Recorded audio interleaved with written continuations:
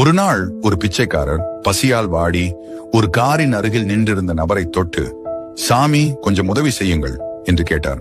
ஆனால் அந்த நபர் முகம் சுளித்து, தள்ளி போயா, பணமெல்லாம் ஒன்றும் கிடையாது என்று கோபமாக சொன்னார்.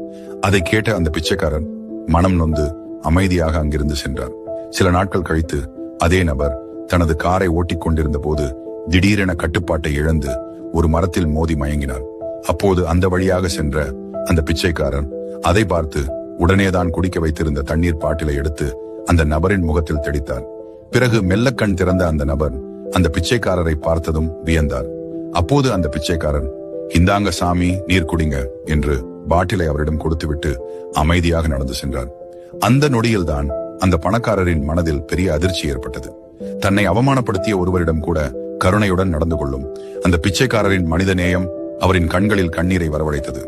வாழ்க்கையில் செல்வத்தை விட கருணையே மனிதனை உயர்வாக ஆக்குகிறது. Download ShareChat.